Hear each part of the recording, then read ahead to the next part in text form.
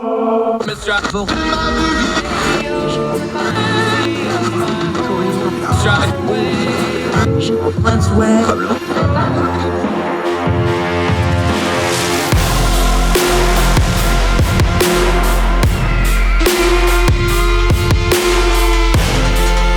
host, Andrew Donaldson. This is Heard Tell.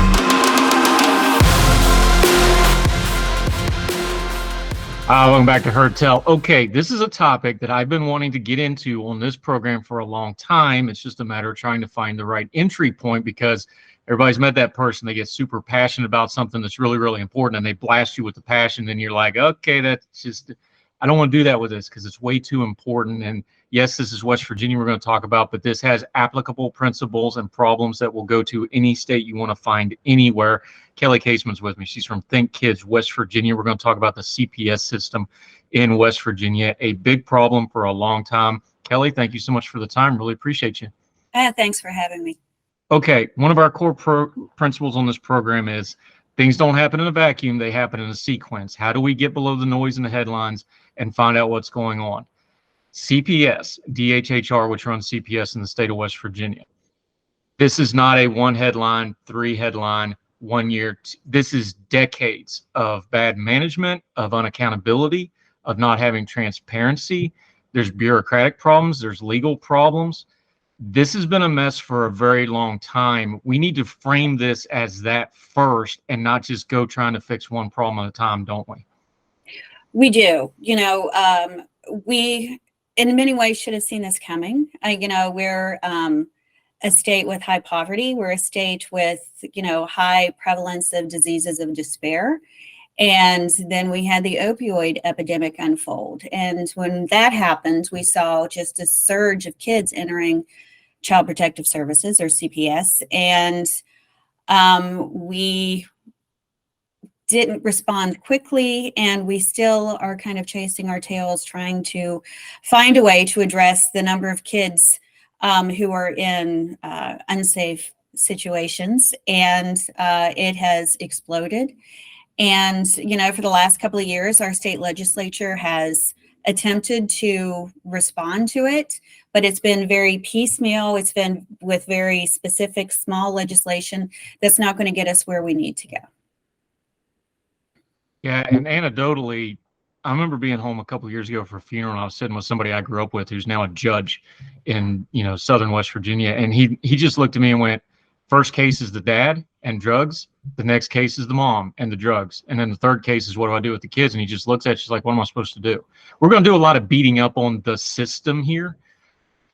And it deserves some beating up on, but there's a lot of people in the system. The system's made up of people. There's a lot of people trying to do their best. There's a lot of people that aren't doing their jobs right. How do we humanize things like the system, the state, CPS? That's just a big faceless bureaucracy, right?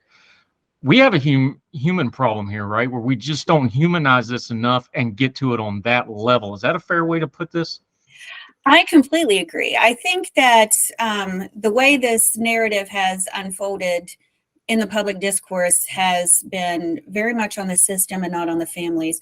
And I think that is primarily because there are certain reasons why you don't share the traumatic experiences that kids have, right? So a number of people who don't work in these systems don't really understand what's going on with these kids.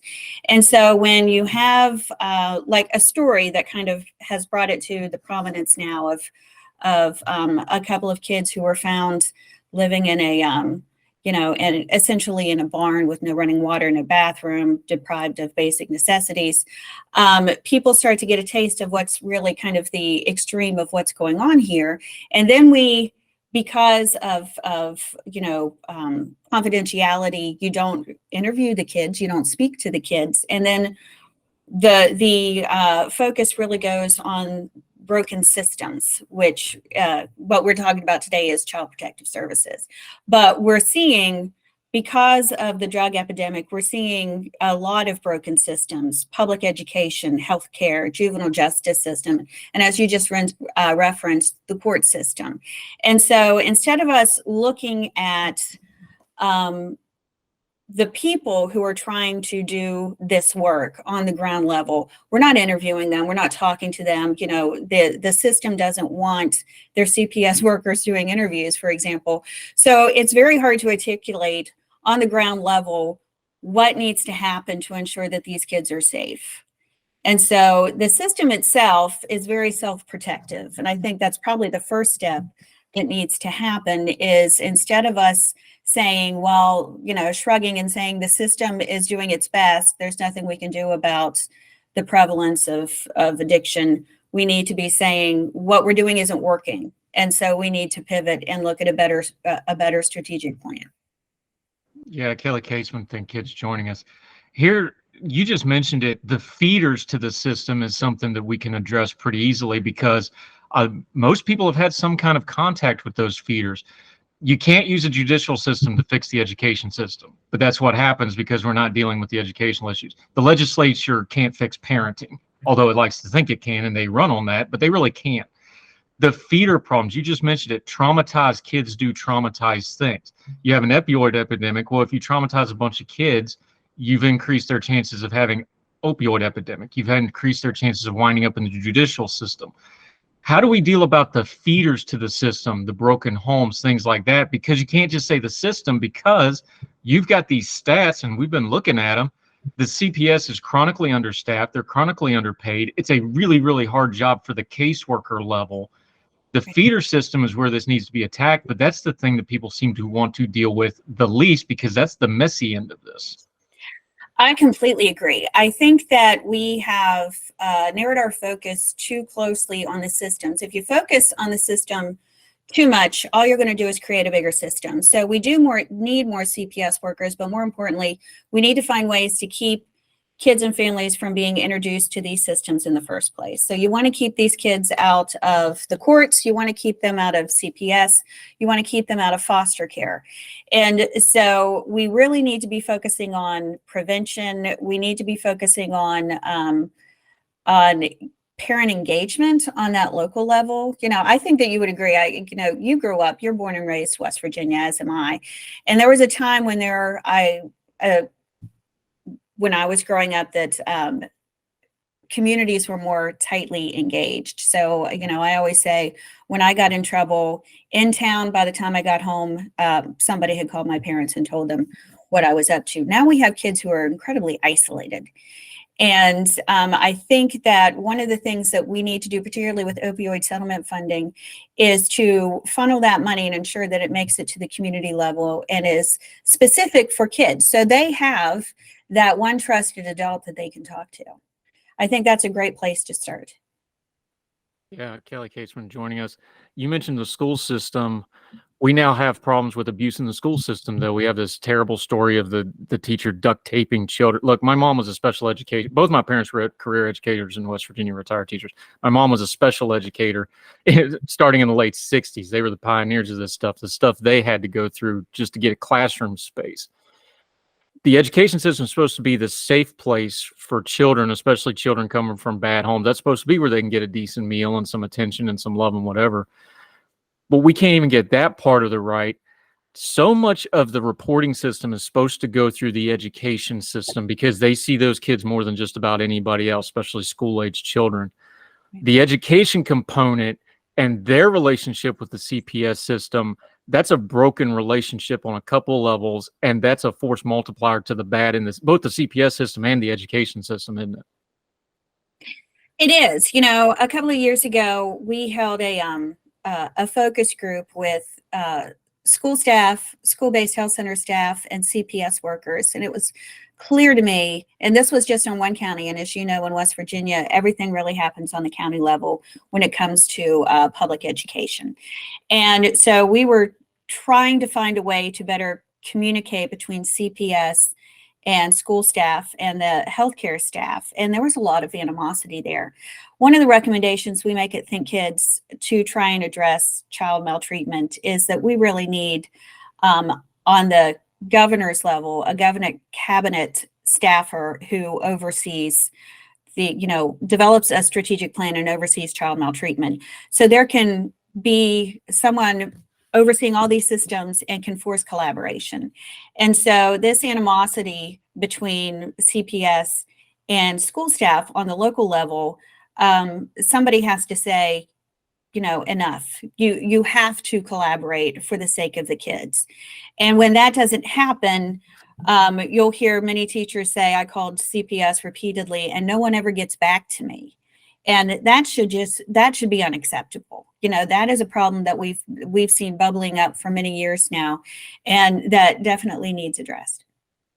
And let's be honest here, the reason there's animosity is because those systems feel like they're fighting over funding. So it becomes a funding and a bureaucratic fight instead of, hey, if the education system's broken, that makes the CPS system worse. And if the CPS system's broken, that makes the education system worse. How do we have that conversation? Because when you're talking policy and trying to get the people focused back into policy, which is a lot of the core issue with something like CPS, it just always goes to funding instead of, hey, preventative funding is always cheaper than fix it later funding. And if they're not working together and fighting over the funding on the front end, these kids have no chance. The teachers have no chance. The CPS workers have no chance. That's the conversation we really need to be having, because that's a practical, fixable thing that you could fix legislatively or with regulatory action. But we don't get to that conversation because everybody's fighting over the money, right? That's just the honest truth. I completely agree with you. I think that that's one of the reasons we need somebody in the governor's cabinet, because we have a finite amount of resources in this state. And we have all of these systems vying for funding when they go to the state legislature. So almost every year, whether it be kinship care, foster care, CPS, their leadership goes to the legislature and says, we're trying, here are our problems, and it can be fixed with more money. We just don't have enough money to give to every system. What they need to be doing is collaborating and pooling their resources together. Let me give you an example. So we have given, the legislature has allocated more and more funding to schools for counselors, for psychologists. Very important, but you and I both know that enrollment is down in our schools in West Virginia because we're losing population, particularly younger people. And as that money goes, as the population goes down, money goes down, and then the first to go are those support staffers. And so it makes much more sense to have a state school policy to ensure that there are referrals to the healthcare system if a child needs help. Every child should have an annual well child exam, and that is a perfect place to, when the child is examined, to see if there are, signs of abuse. But a number of our kids aren't even making it to annual well child exams. And so there are plenty of ways that our systems could be collaborating that would make the funding more effective. But they have to be collaborating in order for that to happen. And that's not happening, to the degree we need in this state.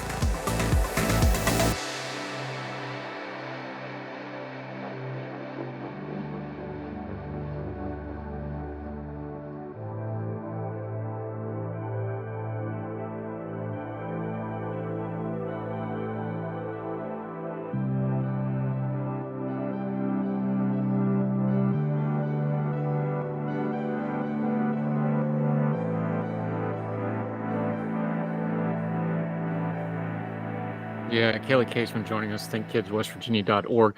She also wrote an op-ed that we're going to link to in the Substack notes. Make sure you read that whole piece.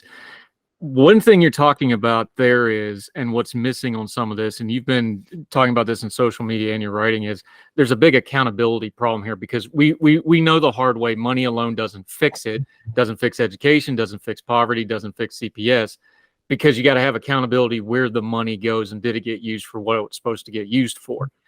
The DHHR, and I know it's getting to change now because we're going to make it a 3-headed monster instead of 1-headed monster. We'll see if that makes any difference. But there has been an accountability issue for a long, long time, not just on, well, we have privacy of the kids. We get that. How the upper ups do things, how the supervision's done things, how the case management is done. You've had good case managers just throw up their hands like, I just can't do my job effectively, and you can't get good people into those jobs like you really need them. There's a huge accountability. People, we need to understand CPS, we don't think of it like the DMV, but this is the DMV, except it's in charge of kids' health care. It's still a bureaucracy. We have to have some accountability here, and that's a huge problem. Yeah, it's a problem on a number of levels. So as I'm sure you know, we have a relationship with the Department of Justice that in 2015 they wrote a letter to then Governor Tomlin saying that we were non-compliant with the ADA because we had too many kids going out of state to access mental health services. That was directly correlated with CPS. And so we have that case that is still ongoing. We have a class action lawsuit of kids who have aged out of the foster care system.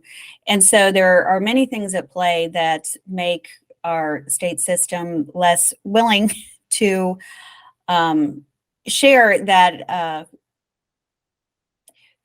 data that we need to be transparent, to make it more of a collaborative effort to ensure that these kids aren't falling through, the gaping holes in our safety net. What are the holes in the safety net? Because I say that all the time too. It's like, well, kids fall through the cracks. Well, the cracks aren't artificial cracks. They're things that didn't get taken care of that should have gotten done. So what are the cracks? Because people, again, they'll just go, well, funding and there's not enough workers. Okay, we all know that. What are the other problems, though, besides just the communication and the lack of services? Why doesn't Calhoun County have certain services that Berkeley County has or Kanawha County has and Gilmer doesn't? There's a lot of levels to those cracks, and they're not all the same for all 55 counties or for the whole state or, for that matter, for the whole country, are they? No, I think one of the biggest problems that we have in the state is that we know that there are gaps in the safety net, and we have not spent time trying to find where those gaps are and prioritize them. So some counties, Fayette County, for example, has a variety of different services, preventive services, for example, that are crucial to keeping kids from being introduced to the CPS system in the first place, while other counties don't have them. We're one of those states that really prizes local autonomy. And so data collection is so much easier now. And we really should be looking at collecting data, making it more transparent as to where these gaps are, and then addressing them. And that goes back to, like I said, a state strategic plan. You've got to have all of the key players at the table, and you have to force collaboration. And instead of us trying to look at this problem as a one and done legislative session where a couple of laws are passed, you have to look at it as it being a comprehensive problem that's going to take years to fix. And so, there's a foster care dashboard here in West Virginia where you can see the vacancies in the CPS system. But you also have to look at high turnover in those roles, and how much training. Are we compromising on the training of staff just to get warm bodies, in those places? And so there's a lot that we could be doing collectively to address some of these issues with CPS. But the first thing that has to happen is that our state health department needs to be more transparent. And we need to collectively agree that what we're doing as a state isn't working. Yeah, Kelly Caseman joining us. One of the tropes, of course, is, and you just mentioned it, was people from the outside will go, well, of course it's West Virginia. It's the poverty, or it's the opioid crisis. Okay, we know there's a poverty problem in West Virginia. We noticed. We know there's an opioid. You just mentioned Fayette County. I went to church in Fayette County growing up. I know that area far too well. I know the problems in Fayette County. What you're speaking of, though, go to Berkeley County, which was in the news last week, in the legislature, for that matter. The backlog of cases in Berkeley County, this is the second largest county in the state. It's one of the more affluent ones. This is the DC exurbs, Martinsburg area, for people that aren't familiar. This is not Southern West Virginia, coal fields, Christmas, and Appalachia stuff. This is where they had to put in zoning laws to not grow so fast because they had double-digit growth. And they can't get this right. What does that say about the whole of state approach? You're saying is like, yeah, sure, Fayette County's having problems. McDowell County's having problems, the classic coalfield counties. But Berkeley County, that's supposed to be the superstar future of the state. They can't get this right either. And you have this judge testifying in front of the legislator like, we can't get this right, begging for help. If you actually listen to how he was saying it, and I appreciated him doing that, that shows you how deep and how broad the issue is to me. Berkeley, one of the challenges they have, of course, is that people can make more money if they go to any of the states around, the Eastern Panhandle. But, a point I want to make, a few years ago, we've done a number of policy roundtables over the last 10 years. 10 years ago, if you look at the National Child Abuse and Neglect Data System numbers for, say, 2011 to 2015, we weren't number one for child maltreatment. We didn't have the highest rate of child victims. We didn't have the highest rate of first-time victims. That really has happened as the opioid crisis has unfolded. And so I think that we need to look at it in the context of this goes hand in hand with the drug crisis. And I think that we need to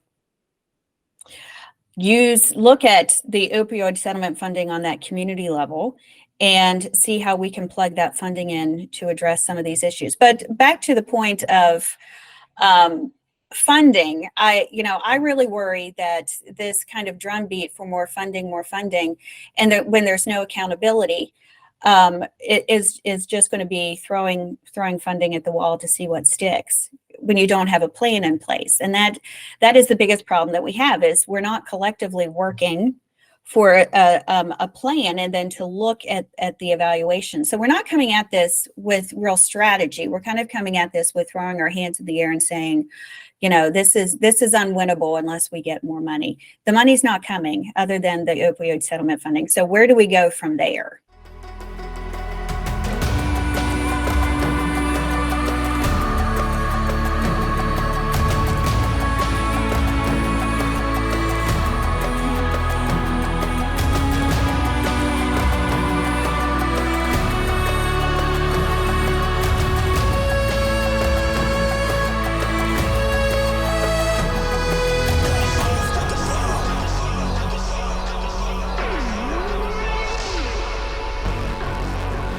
Kelly Caseman.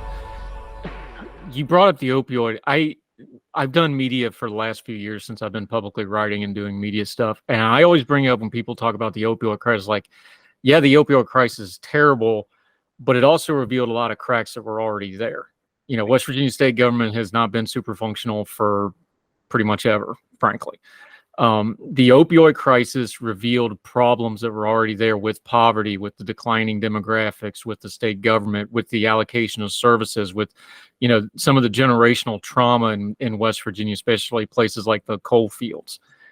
How do we talk about that part of it as well? Because when you wrote your piece in West Virginia Watch, I subscribe, you should too. They do excellent work. I'm just looking at the stats you lay out here with this CPS state. West Virginia has the longest response time anyone in the country, 3 times the national average.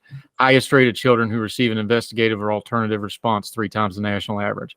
Highest rate of child victims in the country at 17 per 1,000 children, which is twice the national.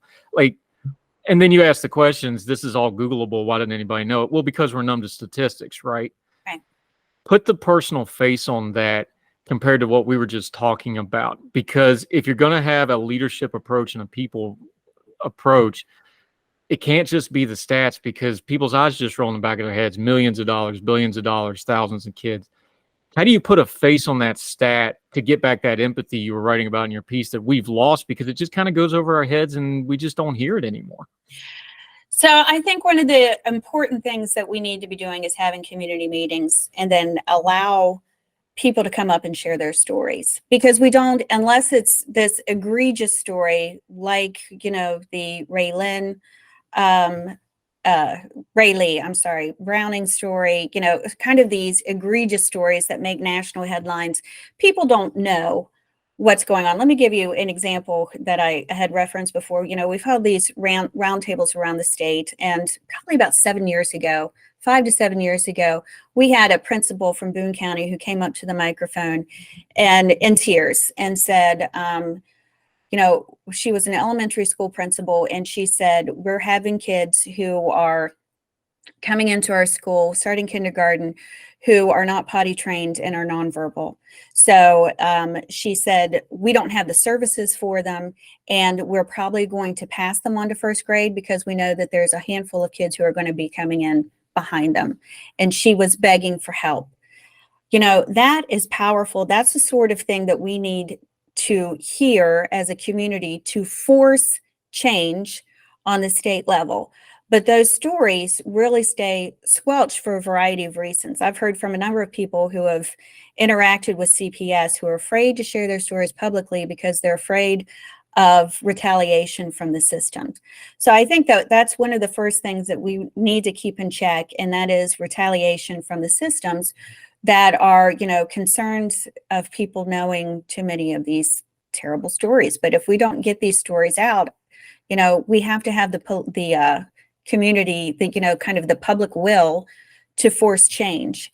And so it's not in our best interest to keep these stories quiet. We need to ensure that they're being shared on the community and state level. Yeah, Kelly Caseman joining us. Her piece is at West Virginia Watch. We're going to link to it. Make sure you read the entire piece. Also got a couple of links in there, like the maltreatment report for 2021. You'll want to read those stats for yourself. You hit on your piece when you were writing about this, and I think this is the really important thing is you have to have a mixture of empathy. We're already really good at outrage, especially in the social media age, right? Like we can put something real hot and heavy on top of that retweet or that Facebook post about how awful something is. We do outrage really good. We don't do really good about channeling outrage and empathy to actually getting things done. You mentioned having like meetings and things like that. Obviously, you're in the policy world, so you do some things that maybe the average person can't. Social media is an amazing tool, though, and we don't use that for this. And it's not just showing those horror stories like the shed story, and now we have the pictures that just came out this morning of what that shed looked like. You can share that stuff, but you can also share like, hey, we're going to have this piece of legislation moving. Hey, we have this committee hearing. That's boring stuff, but if people can put it on their social media, that's an accessible piece of policy and advocacy that people can do, not just sharing that stuff that's sensationalized, but sharing the stuff that matters. Like, hey, here's this funding bill that's coming up. Hey, here's this CPS. Here's a good idea. How about a CPS worker that did a great job? We could maybe praise some of them. That'd probably do some good. Give us some stuff like that, just practical that folks can just do, even just from their phone, that might make a bit of a difference here. Oh, wow. Gosh, they can do a number of things. I think that they can pressure, and this could be in letters, definitely social media, pressure the governor to create a cabinet role for, you know, an office of child health. And then you can pressure all of your state systems, again, your healthcare system, talk to your pediatrician, your public ed, talk to your local superintendent, your local principal, your teachers, talk to CPS and foster care if you're connected with them, your court system, talk to your local judges and say, you know, we've had enough. We have a problem with child maltreatment and more needs to be done. I think that what we have right now is almost a shell game of people and, you know, policymakers not wanting to say that they have a responsibility to address this issue. We all have a responsibility to address this issue. So they can hold these people to the, you know, feet to the fire and say, what are you doing? How are you addressing it on a local level? How are you addressing it on the state level? And then instead of just blaming the systems, which you're exactly right, there are good people in it, but the systems are very slow and not reactive, to forcing at least a collective agreement that we as a state do not accept the rate of child maltreatment. We don't want to be known as, you know, the highest rate of child abuse in the country. And then force at least a public dialogue. I think that's really where we need to start. You know, people don't have to become really savvy on policy issues. What they need to do is channel that anger to force people who are in the high places to respond and say, we will do something. We're certainly going to do more than what we're willing to do right now. Yeah, Kelly Caseman joining us. There's a lot of layers to this that we could get into, but there's two that I want to highlight, not just policy-wise, but just kind of human interest-wise. We've got all the data in the world now. Two things that we have to address beyond just the school system, and let's be honest, policy-wise, a lot of people just think the schools are going to fix everything and they pop out an 18-year-old fully functional adult. That's not how that works, right? Wellness and mental health for adolescents, those two things together, both their physical welfare, things like nutrition, healthcare, things like that. And we can have a debate about how you do healthcare and things like that. We can have a debate over school lunches and things like this. That healthcare and mental health component, when you're talking about the opioid crisis, when you're talking about child poverty, when you start talking about traumatized kids, there's no way you're going to fix these problems unless you have a mental health care component to supplement what the school system and CPS or whoever else is trying to do anything. If we don't do something about adolescent mental health care, we're just going to kind of be throwing stuff up into the wind here. That's how I feel about it. I've had some experience with this. There's just not enough of it to go around. It's a rising problem, especially since the COVID, where we decided we're just going to traumatize. Good, bad, or indifferent. Maybe we had to do some of it, but we traumatized a generation of kids. We just did. That's just the facts. Right. Unless we do something with the mental health care component to go alongside and integrate it with education and these other programs, we're setting ourselves up for failure, I feel like. I couldn't agree with you more. We at Think Kids have been working on this. It's not just a West Virginia problem. The lack of mental health care for the pediatric population, particularly adolescents, is a national problem. It's certainly one here in West Virginia. And again, we're not coming at it in a very strategic way. So there are places where public ed is working with the healthcare system, but we know that there are mental health care facilities in the state. We know that there's been an escalation of adolescents who have shown up in our emergency rooms over the past couple of years in mental health crises, and we don't have no place to send them. And so we really need to get better at assessing where the services are and if they're accessible. I mean, even if a mental health care facility has a bed available, if a child needs it, but it's 50 miles away and the family lacks transportation, how do you get the child there? How do you ensure that the parents can visit the child? So we know that there are gaps in that safety net. We don't know what they are.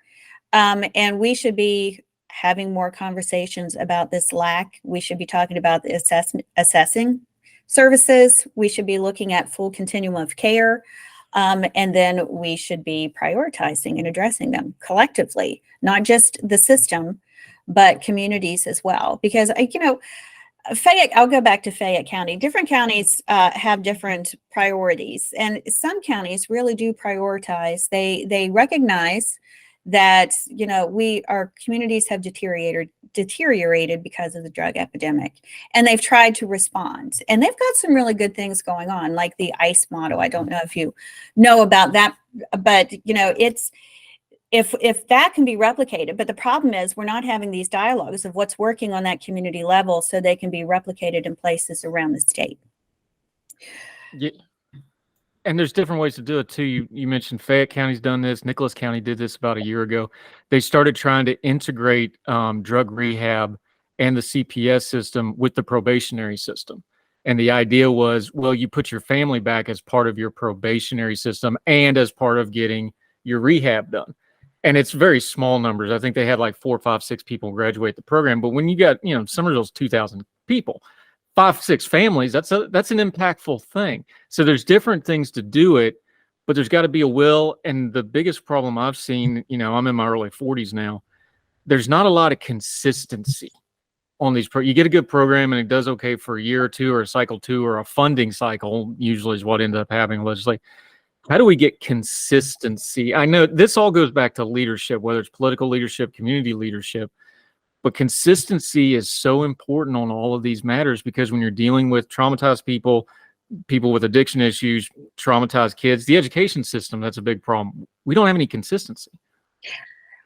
You're right. So a number of these programs that pop up for better or worse around the state are grant funded, and you don't see any evaluation data from them. And then the good ones, the bad ones, they fade away. And so I think we should, one of the first steps we need to take is to ensure any program that's funded by the state, that there's transparency and their evaluation data is shared online. And if a program isn't successful, then it shouldn't continue to be funded, and successful programs should receive some seed funding to ensure that they are sustained and replicated. And that is one of the big problems. Again, it goes back to leadership. We have to ensure that our systems aren't self-protective and are more focused on the kids and their needs. And so you do hear about great programs. Nobody's assessing them. Nobody knows, why they fade away. And more of that data needs to be shared.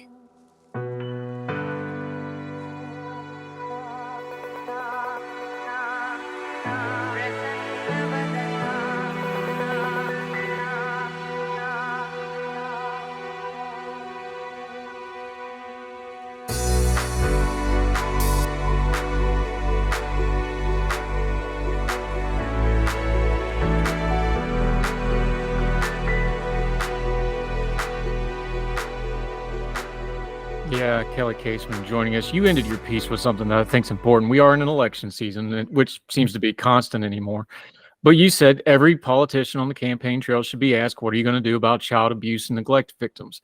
CPS is a government program. That means our elected leaders are in charge of it, the legislator, the governor, whoever they appoint to do certain things. I think that's just the core truth of this, though, is elected leaders, they got a lot on their plate. This is one of those things they want to fix enough to just get it out of the way so that they don't have to deal with it. And I'm not even being mean about it. That's just the nature of the beast. This is something that we, the people, the normal folks, the non-elected folks, this is something we're just going to have to try to make noise on. And that's the only way you're really going to get to see any movement, isn't it? I agree. It's really unfortunate but true that almost everybody running for elected office will use kids as a prop, right? So they say, I care about the kids, I'm going to do something. But once they get into office and they see just how complex and how difficult it can be, getting stonewalled by systems, they give up. I've had legislators say to me before, I don't want to talk about foster care this year. I don't want to talk about CPS this year. We talked about it last year. We can't talk about it every year. Of course, you need to talk about it every year until the problem is fixed. You should be required to talk about it every year. And so we really do need more people, like I said, holding their feet to the fire. People do need to be taking to their social media and talking more about this, making an issue so it doesn't just bubble up every few years and people just seem surprised that it's happening. If you do a Google search of West Virginia kids on a daily basis, you see that this isn't an issue that happens once every few years. It's happening weekly. And so, if that angers you, which it should anger everyone, don't just get mad about it, do something about it. Yeah, Kelly Caseman joining us. We're going to link to her think piece. I'm also going to link to those news reports we talked about. That'll all be in the Substack notes, herdtell.substack.com. It'll also be on our social media. You just said it, so let folks know where they can follow and keep up with you. Let them know what Think West Virginia kids and others are doing about this thing. Let folks know where they can keep up with you until we get you back on the program again, because we're going to keep talking about this very important issue, because I don't think it's going to go away anytime soon.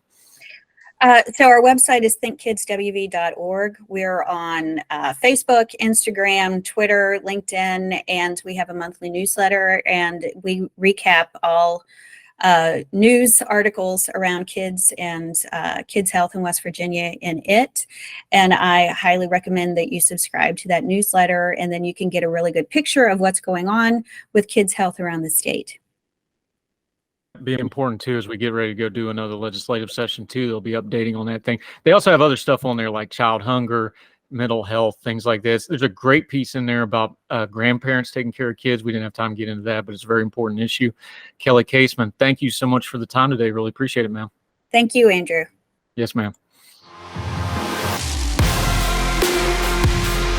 All the music on Her Tell is provided under a Creative Content license from monstercat.com.